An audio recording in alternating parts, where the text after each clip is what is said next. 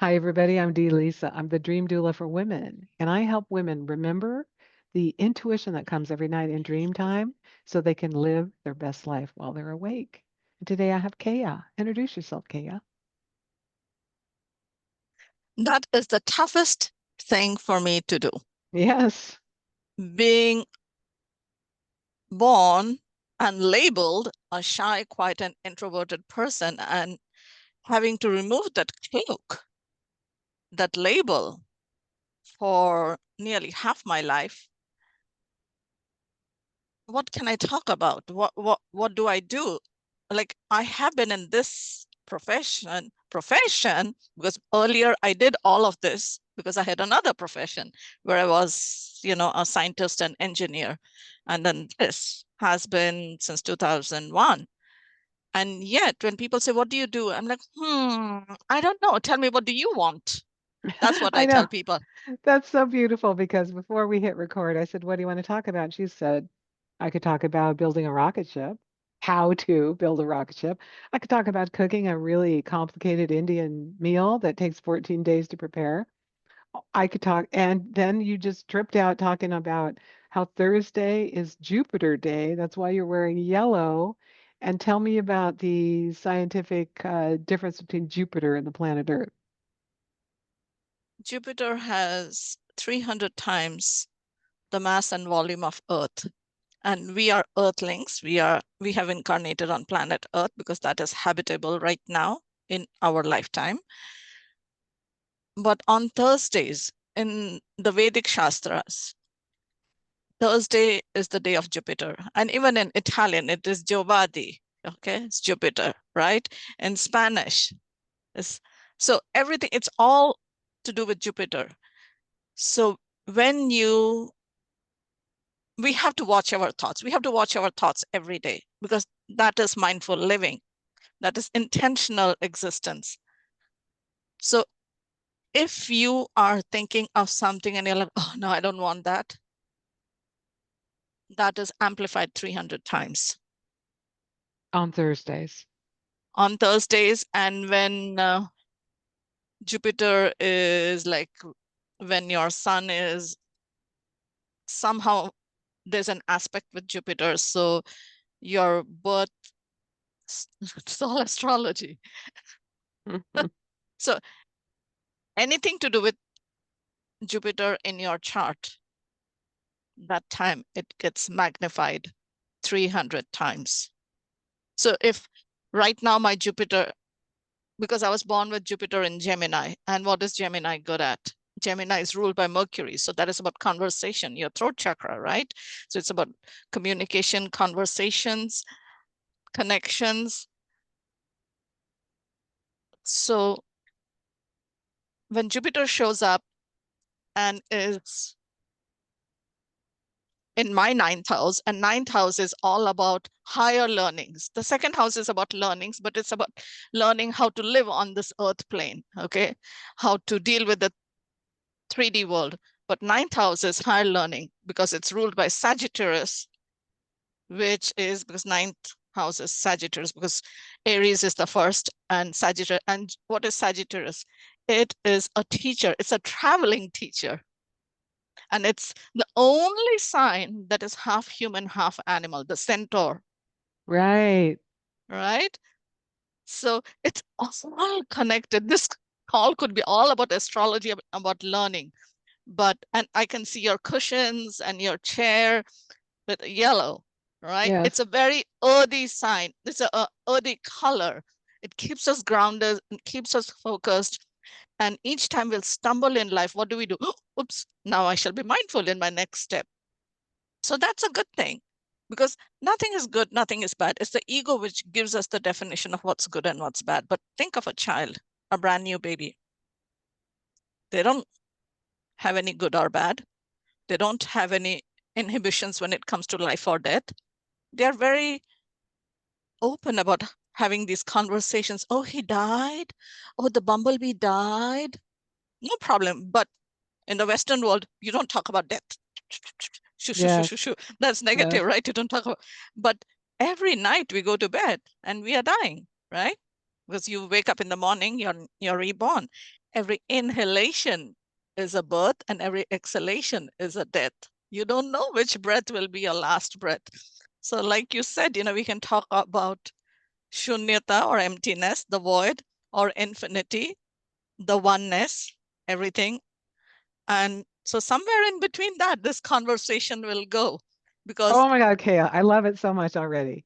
So you used to be a scientist and an engineer, mhm, which I don't know about you, but when I studied engineering as a young woman in college, I was like the only girl in the class.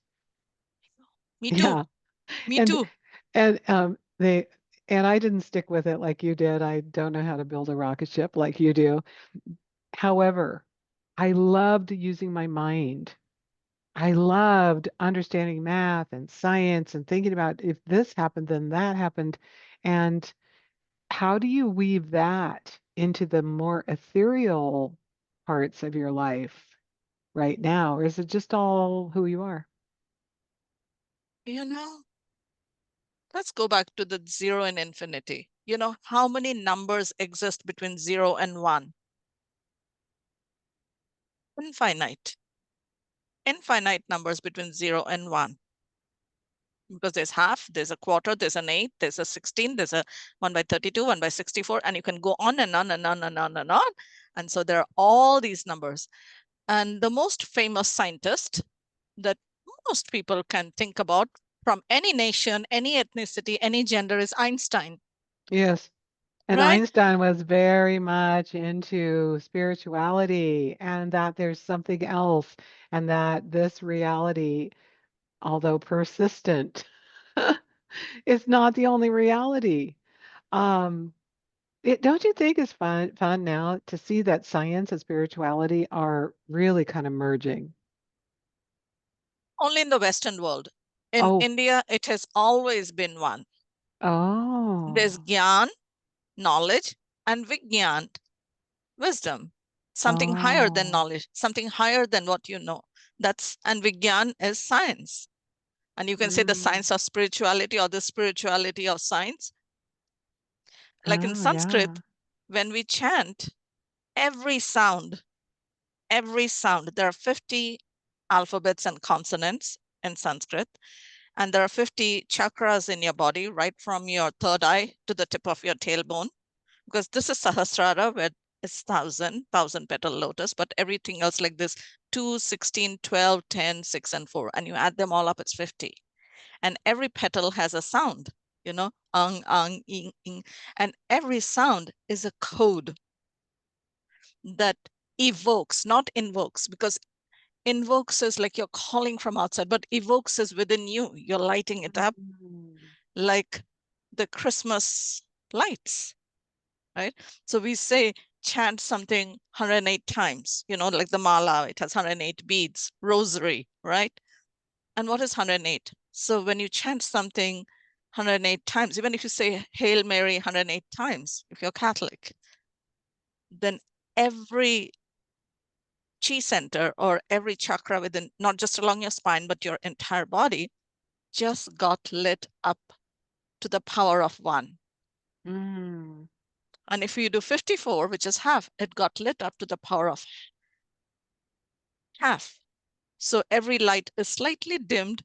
And if you do 216 is to the power of 2, it's amazing. So wait, if you did it today on a Uh-huh. Thursday where everything's 300 times, what would you Yes, get? 300 times exactly. whatever that So number is. that's why it is Guru Day. This is the day of the Guru. So you get in Sanskrit, we say Guru Balam, or you get the grace of Jupiter. A lot of um, people, I won't say devotees, but seekers. There's a difference between spiritual seeker and spiritual devotee. A Yes. lot, most people are devotees. Like, you do it and I'll follow you, I'll adore you, and I will serve you, right? And Yes. then there are the seekers. No, let me do it my way. I want to know more. Who ask too many questions and then get Yeah. thrown out of the churches and the Yeah. temples because asking too many questions, right? Like Jesus, he was thrown out. Why? Because he was asking too many questions and saying his own stuff. Yes. And then they go and form their own religion. or their own political party or whatever. The ones who challenge become the leaders of their own, and then people follow them because they are the seekers, and most people are just looking someone to follow.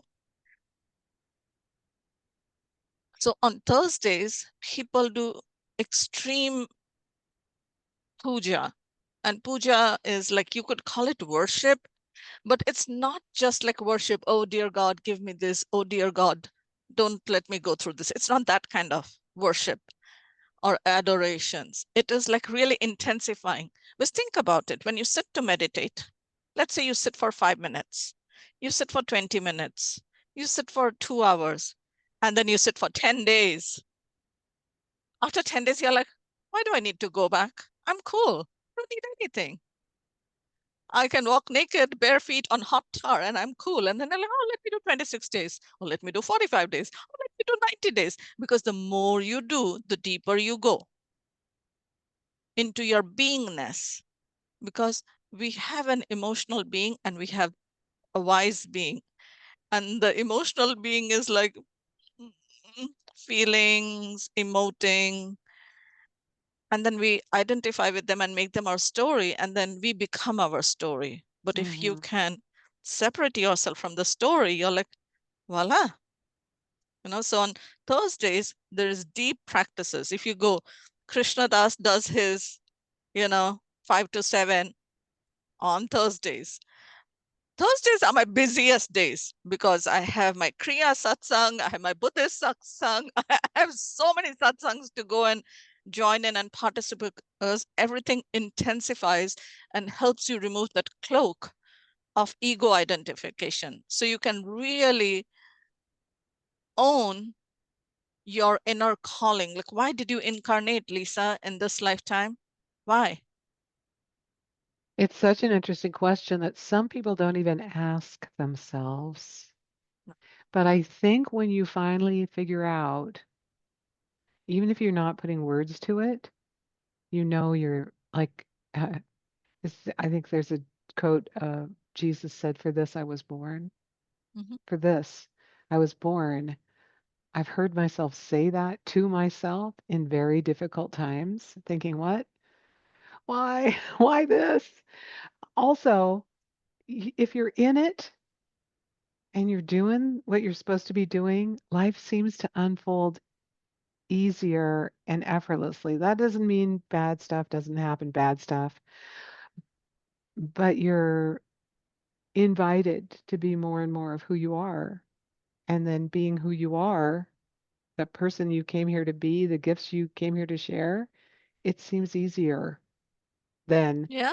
pushing against life. This is what I will say as a coach, because we are always invited, like you said, or challenged.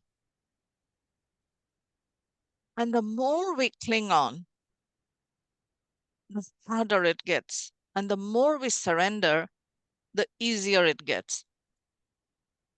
And when I first used the word surrender, like in India, we bow, right? We touch the feet of God, or we touch the feet of our gurus, we touch the feet of our parents, an older brother and older sister.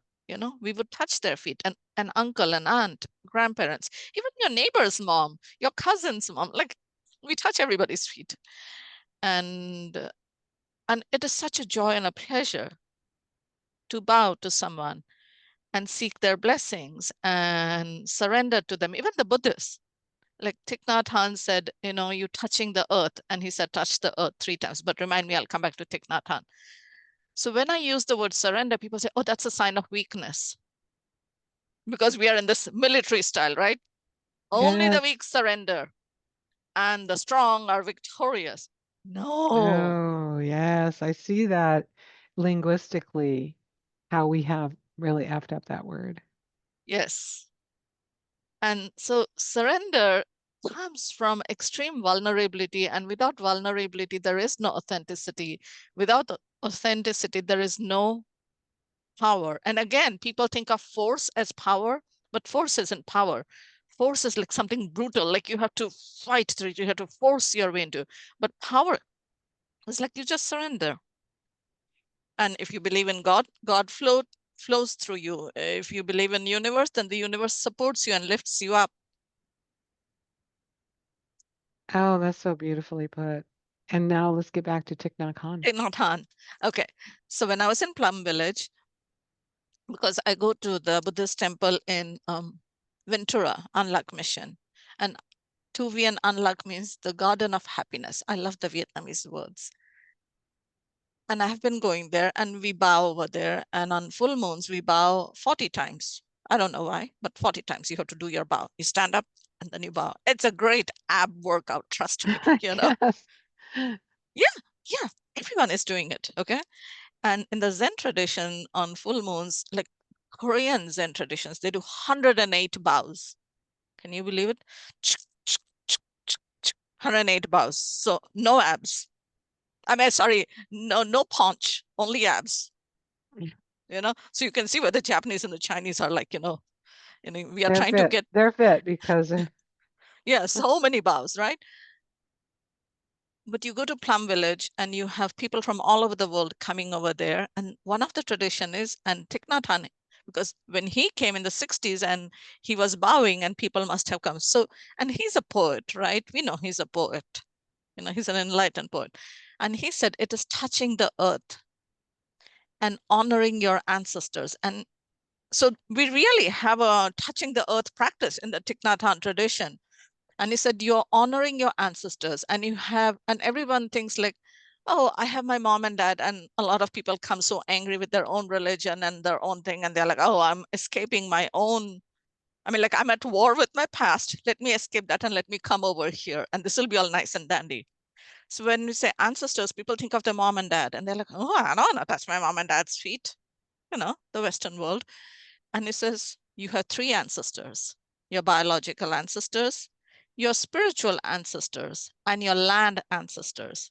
So for you and me Mm, who live in Ojai, our land ancestors are the Chumash people, you yes. know, the people who walked, and it's not just the Chumash people, whoever walked on the earth, on this land before we incarnated. So we honor them. And because when they walked, like the head is your North Pole, the bottom of your feet is your South Pole, and because we are all magnets, we attract and repel all the time. Science, okay, physics.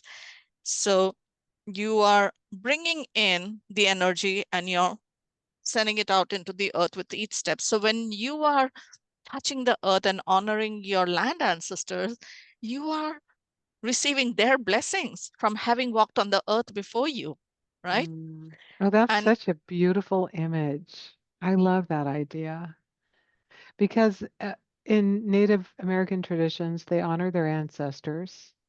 They honor the four directions, the six directions, mhm, and um, yeah, they're calling in all the people who walked before them.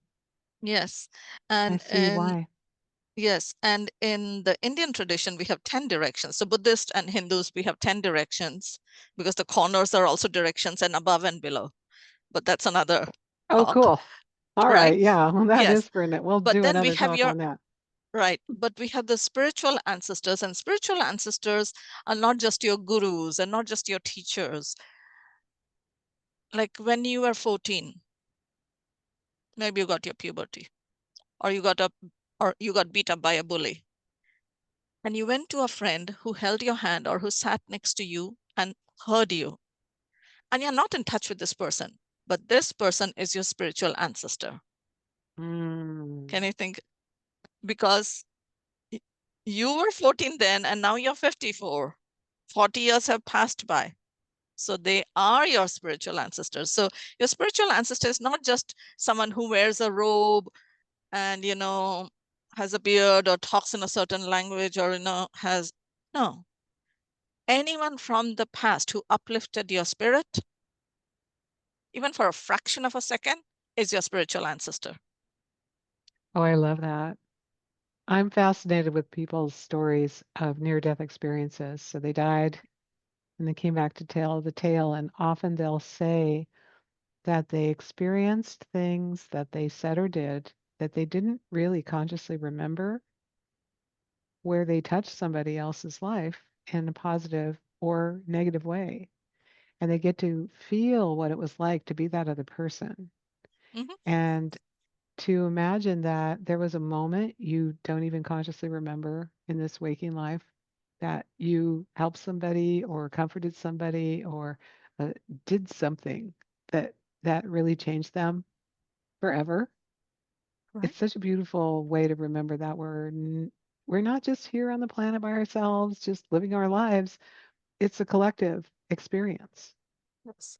And then your biological ancestors, because without your father's spermatozoa, without his sacrifice, your mom wouldn't be able to carry you around for 9 months, True.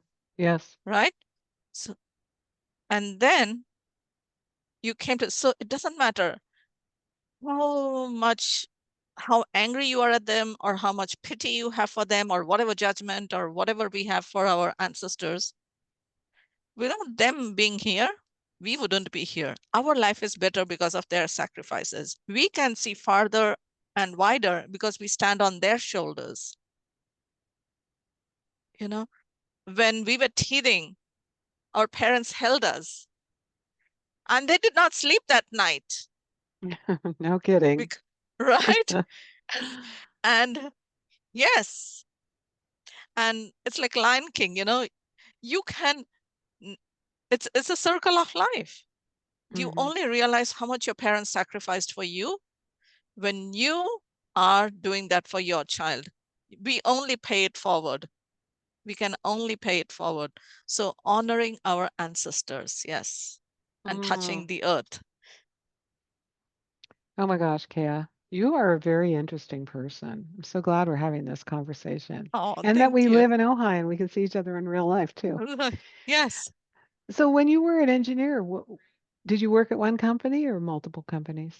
Again, many gurus, many companies, many employers, many colleges, many pieces of certificates, like, yes, Yeah. yeah, Yeah. many companies, And yes, are many. you glad not to be in that world anymore? Oh, yeah, yeah, very grateful for that life because the money I earned in that lifetime and I saved helped me buy this house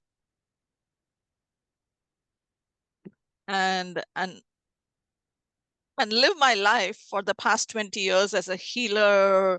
You're a dream doula, I'm a death doula, as a hypnotherapist, as a spiritual life coach, as whatever else. Again, pieces of certificate, pieces of paper, but live this non-engineering life because in the engineering world, the corporate paid you well.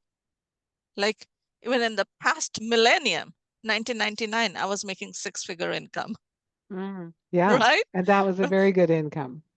Right? And yeah, I had housekeeper and nanny live in, right? Yeah.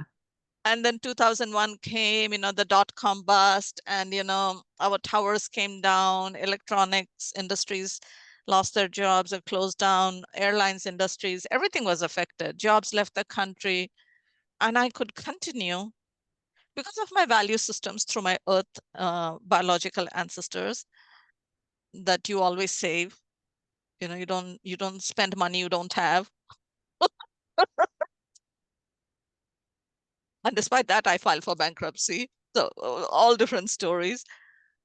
But yeah, I'm grateful that I am not in that world, in any corporate world. And I started calling myself psychologically unemployable. At a certain point, and people who are listening to this will totally get it. At a certain point, you just can't work for anyone else but yourself. You just, I mean, I don't.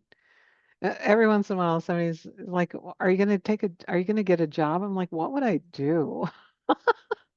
Right? I no, I can't imagine working for anyone else, having to be somewhere at a particular time, dress a particular way, do things their way. I'm too independent. Yeah. Yeah. Yeah, You yeah. have to fulfill your inner calling.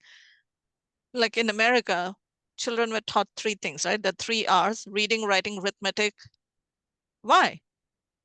So we could have educated slaves, people who followed directions and did what was good for us. And we would tell them, I'm your mother and your father, and I shall take care of you. Just do what I tell you to do. Like, the queen bee and the worker bees, right? Yes, yes. And that, well, we're in the middle of the great breakup of that whole reality because uh, what do you need to know now? Mm-hmm. When AI is going to do all the calculations for us, uh, I suppose you need to know that you could calculate things, but you're not going to be the human calculator when computers are so far advanced and AI is so far advanced. And what are the humans going to do? Yeah. What are humans going to do? We will have to. But this is what I know, that humans have consciousness, and our consciousness is ever evolving. So either you're evolving or you're devolving. Like the great Greek philosopher said, like nothing stays the same. Buddha said that. In physics, we say it, there's cause and effect, and the effect is the cause of the next effect, right? So Yes, simple chain yes. reaction. So the law of causality is karma. As you sow, so you reap. So everything is always changing. So here is what I know to be true. Either you're changing for the better or you're changing for the worse. Either you're getting better or you're getting worse. You're always changing. I think people who think they don't want change are devolving, but they don't Yes, realize it. shrinking. No, Yes. but I believe that we need to have compassion for everyone, and even have compassion for them, because in the school, like, the earth is like an airport, right? We came in, we show up, and then we leave. So how we live is a personal choice. You can also call it a school. And if someone is in kindergarten and someone is in second grade, and the second grade knows quadratic equation, at least in India in second grade we knew quadratic equations, you don't judge the kindergartner for not knowing quadratic equation. And then there's the fifth grader who knows a little bit of algebra, doesn't judge the second grader who doesn't know algebra. So who's the fool in this equation? It's the one who's judging. And the eighth grader judging the fifth grader, and the high schooler judging the eighth grader. I'm like, what is this? So if someone is at this plane and at this level, let them be. We need someone to sow the seeds and till the soil and harvest, while someone else comes up with this mathematical formula of whatever. Everyone Yes. has their place in society. So similarly, in that spiritual thing journey too, everybody has their own space. Because when we go and we do a 90-day silent retreat, someone is cooking, someone is doing the dishes, somebody's picking up, somebody sweeps the floor before you show up, someone sweeps the floor and takes the trash out after you go with your all enlightened meditation, and then we are like judging all others. No, in spiritual places, when you go and do your silent retreats, people come in as volunteers. The ones who did the meditation before, they come in as volunteers and then pick up and the clean up, because then that is karma yoga. There's jnana yoga, there's bhakti yoga, and then there's karma yoga. And people think karma yoga is just yoga of action. No, it's yoga of action without attachment.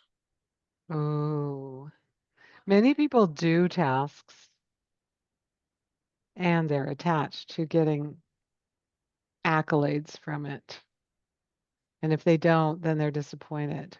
And Mhm. that is not the way to do that karma. You can still do it, because let them do it, because we need things done. But over time, they get to a place like, no, this was my purpose. Earlier, I was attached, now I'm not attached. Yes. Doing good with an expectation is better than not doing good. Okay. I agree. Absolutely. Oh my gosh. We could have 100 conversations, Kaya, and never run out of something to talk about. Mhm. Tell me about your hypnotherapy work.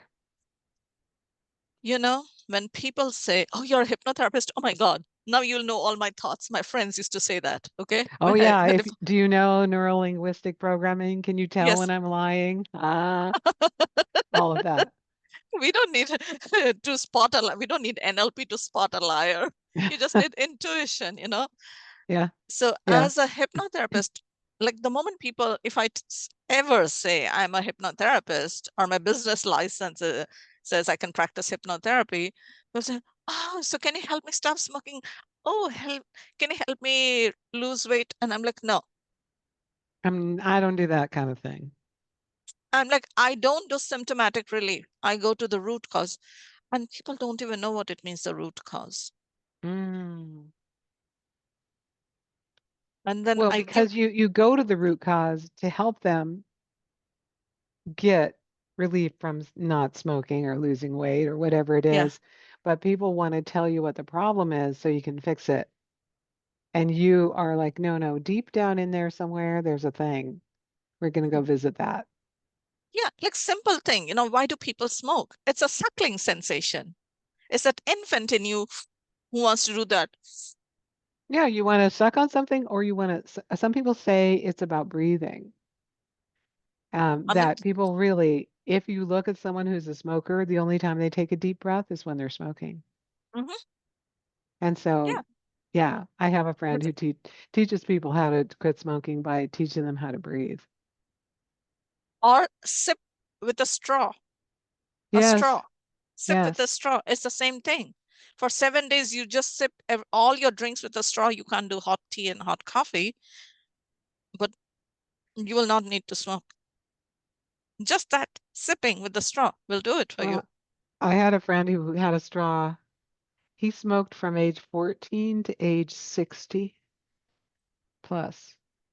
Mm. And when he quit smoking, he carried a straw around for about a year. Yeah. He held it like a cigarette, put it in his mouth. It Mm. was his thing. And And he was it all successful. He has, quit smoking for the rest of his life. So last 10 years, he didn't smoke. Uh, but yeah, he said it was harder than mm, quitting heroin. say, yeah, because it's a suckling sensation. Babies are born with four sensations. You know, the rooting sensation. You touch a baby here, they'll go this way. You touch a baby there, they'll go that way because that's the rooting Mm. sensation.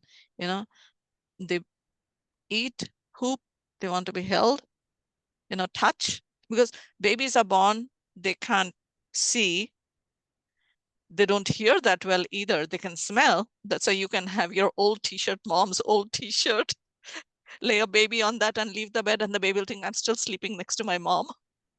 Oh, I love that. I've never heard that. That's a great trick Yeah, because the for smell, young they're born. parents. Yeah, Mm. they're born with the smell, right? They can't see. They see everything black and white, you know, gray. Everything is a shade of gray. So the 50 Shades of Gray came when we were born. And then they squint. Yeah. So that suckling sensation is the smoking Mm. gratification. And then we get addicted to the nicotine. Yes, Yeah. yes, Because yes. that's addictive, yes, because what it does for us, you know. So that's a different thing. But So when you're yes, working with your coaching clients, do you add hypnotherapy in, or is that a separate thing? absolutely. No, hypnotherapy, we all, okay, so this is a great topic. So everyone is under hypnosis. Hypnosis only means one thing. It's a dreamlike state because hypnos, right? The Greek god Yes, of yes, sleep, yes. okay? And mesmerized when we are like, mesmer, right? That's also like we watch movies or we see someone glamorous, you know, movie stars or models, and we are like, oh, mesmerized by it. Like, Mm-hmm. is that Mm-hmm. something in our DNA? We have been conditioned that that is the epitome of beauty. So visually, Yes. we are like attracted, like the drooling dog, you know, Pavlov's, you know, ring the bell. Yeah, yeah. But so when you watch a movie and you laugh or cry, why? That is conditional hypnosis. Because think about it. It's shadows on a screen. They are not real. They are paid actors who memorize the script. So there's nothing real. And there's shadows on a screen from the past. And yet you are laughing or crying as if it's real and it's right in front of you. Why? Because you, the witness, is connected with the actor and there's no separation. So now their pain is your pain. The pain that they're faking, acting out, is your pain. So that is conditional hypnosis. Like if someone yawns, someone next to them right away, they start yawning. When you see someone crying, you start crying. You know, when the towers came down, September 11th, I cried. I didn't know anyone in New York. No one died, but I was crying. We were all Yeah, caught the up in, collective consciousness was very upset on yes, that day. And for many days later, you could, right? if you were at all empathic, you could feel You the could feel, yes. the angst. Yes. Yeah. So the other thing is like you're a powerful person, but imagine you go back to your childhood neighborhood or meet your kindergarten teacher. Maybe she's still alive. How are you going to act? This Like a powerful thing to kindergartner. Oh my God. I would love to be, I'm sure she's not still alive. I would love to meet my kindergarten teacher and tell her off. I did not like her. see. And See? this, I would still be the little bratty kindergartner that she had to send to the principal's office. and what is that? That's environmental hypnosis. You walk through your neighborhood and you will Mm, be grinning like an idiot, like, this is my childhood. Oh, the mountain was so tall. It wasn't that tall. Yes, that's conditional hypnosis. We miss the highway exit. We miss the turns. Why? yes. Because we get into the state of like, I'm driving, and suddenly you're like, you go off to your old office or your old neighborhood or some other place. Hypnosis. Yes. Because we all get into the state at where your subconscious is ruling your life, not your conscious mind. And that's Yes, one. yes. And I've heard that explained like where you're driving somewhere and then you don't remember the last Yeah, 5 miles. that's Who was how you got. driving? Who's driving, right? Yeah, That is yeah. highway hypnosis. Mm-hmm. So hypnosis, and then of course there's the theatrical hypnosis or the stage hypnosis, where people who are somnambulists, like they've taken suggestions either way. You tell them I love you or I'm learning to love you. Either way, they will be like, oh, they love me. Mm, You know, right. I'm in the process of becoming, or I am, makes no difference to them. And that is why in the world you'll see only 3 to 5% of the people who really get their goals. It's because of that reason. That no matter how the suggestion comes in, they buy it and they run with it. Because most people have an internal heckler or your critical mind that keeps you safe. So as a hypnotherapist, I help them bypass the critical mind and access their subconscious. And your subconscious has memories, holds onto memories. And every memory you have is either positively charged or negatively charged. Okay, yeah. I go with And that. mhm, and and it is keeping you safe.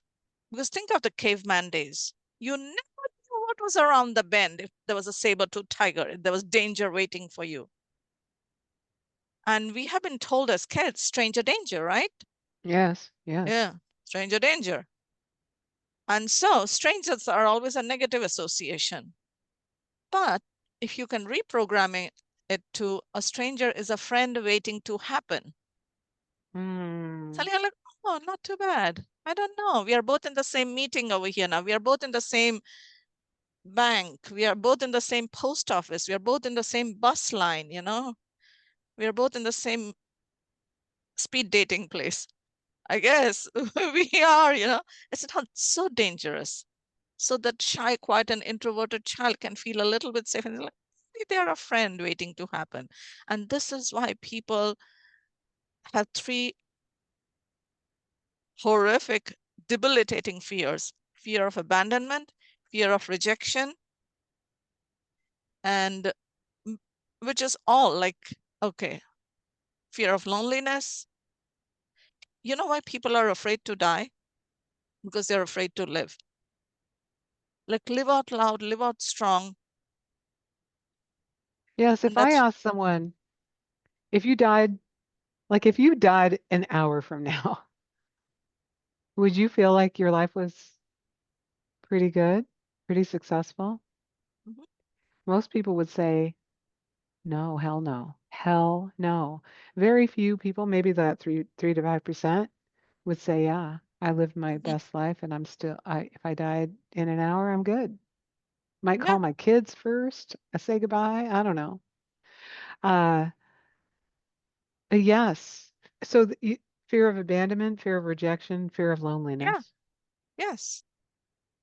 Because we are social creatures. And the hardest thing any human being does is sit with themselves and learn to love themselves. Don't you think all of those, abandonment, rejection, loneliness, it comes down to the mistaken belief that most people have that they're not enough, they're not good enough, they're Yeah. somehow flawed. Yeah.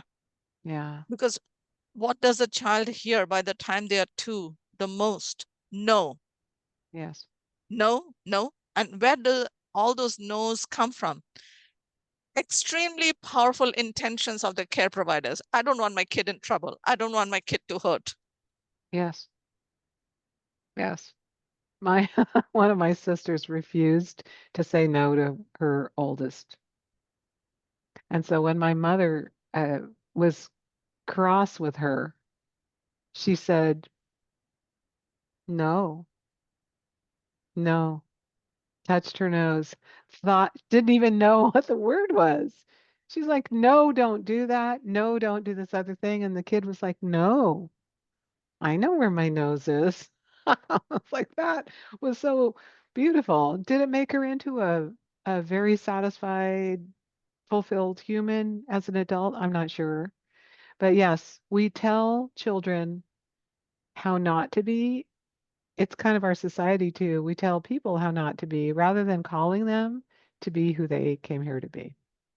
And that also, I have a response to that that came through me right now because people come to me and say, like, they're upset in their relationship, but Yeah. they will say, I would never say anything bad about my ex to my children. I said, you don't say it to them, but do you think kids are idiots? Kids know Yeah, my they mom. know. They Yeah, know.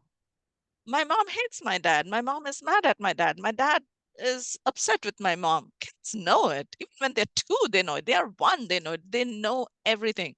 So, Yes.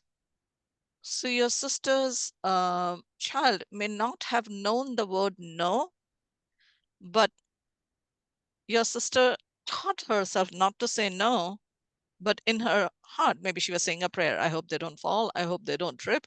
I hope. Yes, So, yes, yes, yes. In fact, so this energetically, the child got it. They did not know the word no, but energetically they got it. mm, Like maybe I should not. Maybe I. yes. And maybe that created some anxiety now that I think about it. Mhm. Mm, So just yeah. because you don't say the word doesn't mean the kid doesn't get it. Everybody knows it. It's just that okay. So you didn't use the word, but energetically, did you not? And that's why Thursday, right? You know your thoughts. Yeah. Oh my gosh, that's so beautiful. I was in church one day, Center for Spiritual Living, Seattle, many, many years ago. And I was just sitting there, kind of spacing out. Maybe I probably was doodling on the little brochure they had that day because I always would like draw pictures of the people next to me and make notes of what I was going to do later. And I suddenly became aware of what the minister was saying. And she said, I hypnotize you people every week. It's what we do. And I was like, wait, what? She's hypnotizing us? She goes, think about it. I'm up here Brainwash. talking Mhm. and you're getting bored and blah, blah, blah, blah, blah. And then right when you're all just kind of bored with what I'm saying, bam, I pop in my message and you get it. And then my sermon's over. And I thought, what truth bomb did she just drop on all of us? So being mesmerized, being bored at a meeting or an event or a church service, we are becoming hypnotized with whatever that message is that people are putting into our mind. And just accepting it like we are accepting the emotions in movies we're watching. Mhm, It may or may not be real, but mhm. we're getting it. So what do you suggest to people besides going to a hypnotist, where they can pull themselves out of those behaviors that they don't want to keep, or that part of their life that they would like to shift and change, that Mhm. they could do themselves? Here, sit with yourself with paper and pen Okay. and empty your mind. We have to dehypnotize people. Like Yes. people come to me, like on Mother's Day. Most of my clients think of me as their spiritual mom because I'm always like this mother. Oh, my kid, my kid, my kid, my kid, my kid. I received 70 texts on Mother's Day. Oh my Half goodness. the people said, thank you for saving my marriage. And half the people said, thank you for taking me through a smooth divorce. Mm. And it all came from sitting with themselves and becoming completely punno with themselves, completely aligned and in integrity with who they are. I mean, let the man go who has moved on. Hmm. And the person who wants to be with you, together, the two of you can still coexist. But I cannot tell you that. It has to come from you, through you, your subconscious. But how does it come? When you process and release the past, when you forgive every aspect of yourself that you are in discord with. So, Yes. so one of the many things is I take people through the Ho'oponopono process and I get them started on this forgiveness practice because people say, I know Ho'oponopono, Ho'oponopono. And I'm like, in my head, But I'm do thinking, you? and still your life is like this? No. You don't know it. You don't know Yeah, it if you it's don't an know it. somebody has to hold the space for you. So that's what I do. I'm a vessel and a channel. So I hold the space for you so you can, like, without all the judgment, we judge ourselves for our anger, our sorrow, our fear, our guilt, our hurt, our shame, our pain, and mother of all doubts. Yes. So we are mad. And now, because I'm so woke, I'm mad at myself for being mad. I'm sad and I'm sad at myself that, oh, I can't stop being sad. So it's like compounding itself. So there are many practices, and plus, it happens through me. It doesn't happen from me or by me. But when people come into my space, even for just a discovery call or like 2 seconds, they'll be like, oh my God, like on my TikTok, on 90-second video, and people will leave a comment, Keya, I just had a breakthrough listening to you, watching you. Yes. Yeah. Yes. And that's what it is, because now you're in my energy field. So whatever you're meant to receive and you're open to receiving, you will get it. Right. So on some level, the energy that we have, that's our own specific frequency, is healing other people if we're in the healing world. I mean, just by you existing, I'll tell you something. For the last 20 years, I have always lived next to a hospital, next to a clinic. Once I was talking to my dad and I didn't want to wake up the kids. So I was walking outside and talking, and all these vehicles, going by. And I was close to CMH in Ventura. And my dad says, what's this? There's an accident. I said, no, Daddy, I'm by a hospital and the Ventura County Emergency Center.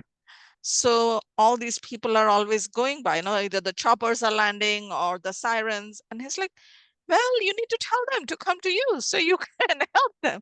I said, Dad, and when I used to have satsangs in my house, some of my past clients, they would come and say, like, Keya, of course, you're in the right place. All these people are in your energy field and getting better just by you being here. Right here, where do I live? I live a walking distance, stone's throw from the clinicas, you know? And what is clinicas? People who are on Medicare and Medicaid. They come over there, they get their free service, and I'm right here. So, of course. So just by you being you, people can you give yourself permission to be, and in being in your presence, They give themselves permission to be. No Yes, judgment. some Uh, yes, no, that's no beautifully shame, no put. blame, no guilt. No blame, no shame, no guilt. And once one of my coaches says, "Okay, that's a tough thing to do." And I'm like, but it's the easiest thing to do, easiest thing to be. No shame, no blame, no guilt.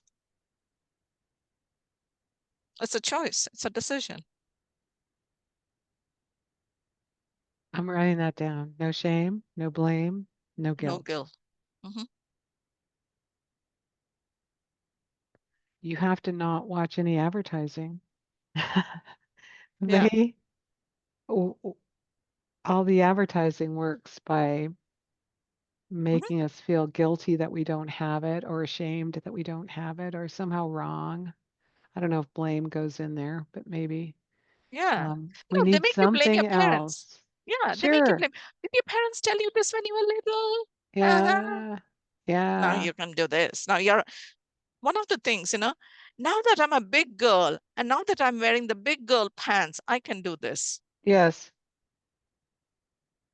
Yes. So that's a subtle way of blaming your parents Mhm. for not allowing you to be who you are. Mm, so great. Okay, let's tell people how they can find you and who is your perfect coaching client if you have one, so people know who to send you to, who to send to you. People need to be ready to step into their own light and stop basking off others' lights. Yes. So when they are tired of being tired, sick of being sick, and ready to live their life on their own terms, I'm their girl. Because as long as you're comfortable in your discomfort, go wherever else. Because you go to healers and they'll make you feel good for now, but then you will go back again and they'll make you feel good for now. So it's almost like a balm you keep applying, Yes. but it never really gets better. It does get better, but it's an extremely painfully, excruciatingly slow process. Yes. And then you can go to a therapist and you can talk about it, and next week same time, and next week same time, so they are the enablers. A therapist is your best friend, and nowadays in today's world we don't have best friends because best friends don't have time. They have to cook and clean and have a job and make money. So guess what, you have a therapist, and you go to a coach, and a coach is only not interested in your past or what you're dealing with. They're only focused on the future. You go to a career coach, focused on your career. You go to a business coach, focused on your business. You go to whatever coach, your health coach, focused on your health. But I am a person who works with you at the physical, emotional, mental, and energetic level. That is how it happens. So this is the vessel. You come in and you get to wash yourself over and over and over and over and over and again. You peel off the layers. Very safe, no blame, no shame, no guilt. And because I'm also intuitive, and I have the left brain, a Capricorn, Virgo rising with all the brass tacks. So I'll help you come up with strategies and action steps that are just right for you right now. So I know it's a very scary place to be in, but around the bend is your future self waiting. But your past self keeps you, stay here, we are safe here together. But Yes. if Even you even are if it's miserable. Yes. Yes, but if you are ready to embrace your future self, not just with your mind, but with your physical body, your emotional being, your mental body, and your energetic body, your true inner calling, if you're ready to answer that call. But when you come, you'll come because your relationship is not working, your finances are not working, your job or business is not working, or something is wrong with your health. So we come in with this physical needs, you know, Yes. either health, relationship, career, or finances. But what you're really asking is like, who am I here? Who am I? Why am I here? And how can I breathe easier? How can I sleep better? Right? Because in the end, that's all we all want. Yes. We all just want to live a beautiful life. Mhm. an easy life, Yeah. a graceful life, a fun life. Yes. Yes. And Kaya, And how it's can people possible find you? How can people find you in the world in besides the coming to world. Ojai? Oh, all my clients are online. Even 20 years ago, I was doing Skype sessions, so nobody Oh came to yeah. Ojai. Yeah. And you can Google at Coach Keya, and Keya is Keya, and you will find my LinkedIn, my Instagram, my Facebook. But I would love people to give themselves a chance of an authentic conversation and connection with themselves. And they can go to coachkeya.com/connect so they can connect with me. And if you want to check me out, go to YouTube, go anywhere. Yeah. And coachkeya.com is my website. Oh, beautiful. Thank you so much for this fun conversation. We are definitely going to have to do some more. Thank you. Yeah. Bye for now. Bye.